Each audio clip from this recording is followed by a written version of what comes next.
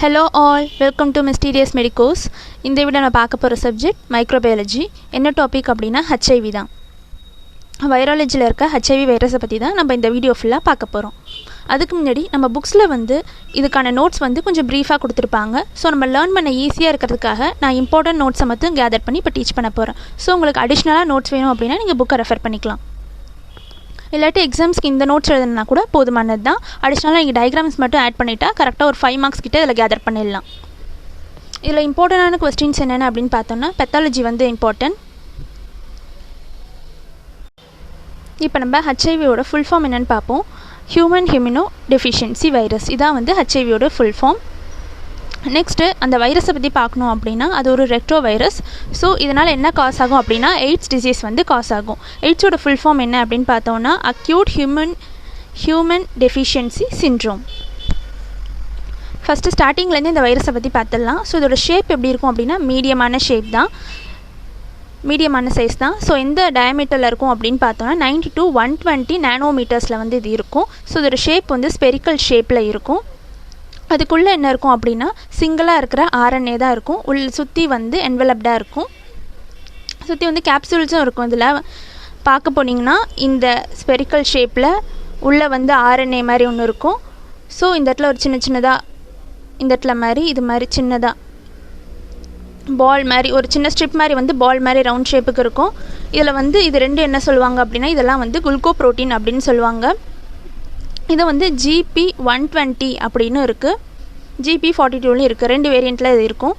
Next இது எப்படி transmit ஆகுது அப்படின்னு பார்த்தோன்னா செக்ஷுவல் கான்டாக்ட் மூலமாக, நெக்ஸ்ட்டு பெரைட்டல் மூலமாக, அதுக்கப்புறம் ப்ரீநாக்டல் மூலமாக 3 விதமாக டிரான்ஸ்மிட் ஆகுது. ஃபஸ்ட்டு பெரைட்டல் அப்படின்னு சொல்கிறது எப்படி அப்படின்னா பிளட் டிரான்ஸ்மிஷன் அது மாதிரி ஆகிறது. ப்ரீநாக்டல் அப்படின்னு சொல்கிறது அம்மா கிட்டேருந்து குழந்தைக்கு போகிற டிரான்ஸ்மிஷன். ஸோ இதுவும் டிரான்ஸ்மிஷன் முடிஞ்சிருச்சு. நெக்ஸ்ட் என்ன பார்க்க போகிறோம் அப்படின்னா ஹெச்ஐவியோட ஸ்டேஜஸ் பார்க்கலாம். ஸோ எந்தெந்த ஸ்டேஜ் மொத்தம் 5 ஸ்டேஜஸ் இருக்குது. ஸோ எந்த ஸ்டேஜில் அது எய்ட்ஸாக கன்வெர்ட் ஆகுது அப்படிங்கிறத நம்ம ப்ரீஃபாக இப்போ பார்க்கலாம்.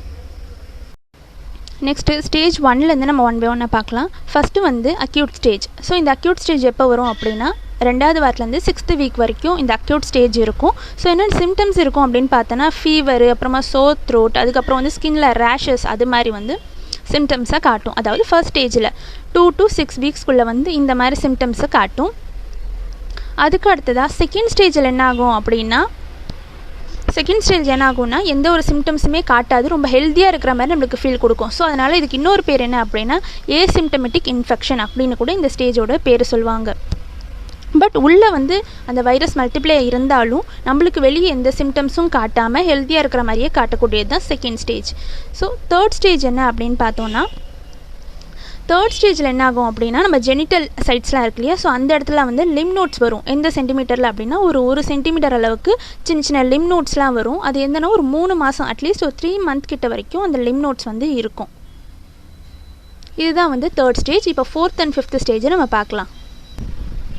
இப்போ 4th ஸ்டேஜ் என்ன அப்படின்னு பார்த்தோன்னா இதில் என்னென்ன சிம்டம்ஸ் காட்டும் அப்படின்னு பார்த்தோன்னா வெயிட் லாஸ் இருக்கும். ஓகேவா. நெக்ஸ்ட்டு நைட் டைமில் ஸ்வெட் ஆகும், ஃபெட்டிக் இருக்கும்.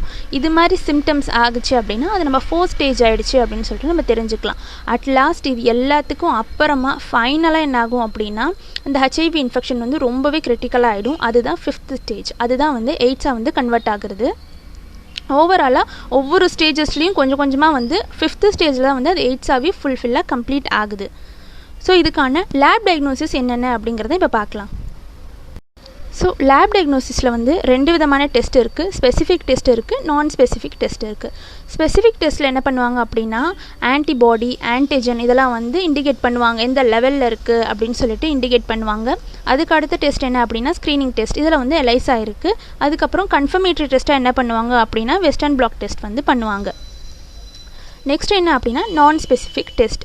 ஸோ இந்த டெஸ்ட்டில் என்ன ஆகும் அப்படின்னா ஹியூமனோகுளோபினின் ஜியும் அப்புறம் ஹியூமனோகுளோபினின் ஏ இதுதான் 2 தான் மெயினாக டெஸ்ட் பண்ணி பார்ப்பாங்க. அதுக்கு அடுத்தது ப்ரிவென்ஷன் என்னன்னு நம்ம பார்க்கலாம். Next prevention. ஸோ ப்ரிவென்ஷன்லாம் பார்க்கும்போது அந்த பிளட் டிரான்ஸ்மிஷன், அதுக்கப்புறம் நீடில்ஸ் யூஸ் பண்ணும்போது இதெல்லாம் எல்லாமே ரொம்ப ஸ்டெரிலைஸ்டாக ரொம்ப க்ளீனாக இருக்கிறத மட்டும் தான் நம்ம யூஸ் பண்ணணும். இல்லாட்டி ஹெச்ஐவி வரதுக்கான சான்சஸ் நிறையாவே இருக்குது. அதுக்கடுத்து என்ன ட்ரீட்மெண்ட்டில் என்ன அப்படின்னு பார்த்தோன்னா இதுக்காக ஸ்பெசிஃபிக்காக எந்த ஒரு வேக்சினுமே கிடையாது. ஓகேவா. அப்படி இருந்தாலும் அதை HIV வந்துருச்சுன்னா, அதாவது எய்ட்ஸ் வந்துருச்சு அப்படின்னா அந்த வைரஸை வந்து ரொம்ப பூஸ்டப் பண்ணாமல் அந்த ஆன்டி ரெக்டல் வைரல் ட்ரக்ஸ் மட்டும் இருக்குது, அவ்வளோதான். ஸோ இதுக்கு ஸ்பெசிஃபிக்காக எந்த ஒரு வேக்சினோ இல்லை எந்த ஒரு மெடிசனோ வந்து எதுவுமே கிடையாது. ஸோ அந்த லைஃப்பை உள்ளே இருக்கிற அந்த ஆர்கன்ஸ் வந்து டேமேஜ் ஆகாமல் கொஞ்சம் அந்த லைஃப் அந்த டைம் வந்து கொஞ்சம் எக்ஸ்டெண்ட் பண்ணி எடுத்துகிட்டு போகலாம், அவ்வளோதான். வேறு எதுவும் நம்மளால் பண்ண முடியாது. இவ்வளோ தான் இந்த ஹெச்ஐவியோட நோட்ஸ். ஸோ ஓவராலாக நம்ம ஷார்ட் அண்ட் ஸ்வீட்டாக ஹெச்ஐவினா என்ன, அதுக்கப்புறம் அதோட டேர்ம்ஸ் என்ன, அது மார்ஃபாலஜி என்ன, என்னென்ன ஸ்டேஜில் இருக்குது, நெக்ஸ்ட்டு வந்து அது லேப் டயக்னோசிஸ் என்ன, அதுக்கப்புறம் ப்ரிவென்ஷன் எப்படி பண்ணுவோம், அதுக்கு ட்ரீட்மெண்ட் என்ன இருக்குது அப்படிங்கிறத பற்றி நம்ம ஓவராலாக பார்த்தாச்சு. ஸோ உங்களுக்கு ப்ரீஃப் நோட் வேணும்னாலும் சொல்லுங்கள், இல்லை இந்த வீடியோவில் உங்களுக்கு ஏதாவது டவுட்ஸ் இருந்தாலும் சரி, இல்லை வேறு ஏதாவது மெடிக்கல் ரிலேட்டட் வீடியோஸில் டவுட்ஸ் இருந்தாலும் நீங்கள் கீழே கமெண்ட் பண்ணுங்கள். முடிஞ்ச அளவுக்கு சீக்கிரமாகவே நான் வீடியோஸ் அப்லோட் பண்ணுறேன். தேங்க்யூ ஃபார் வாட்சிங்.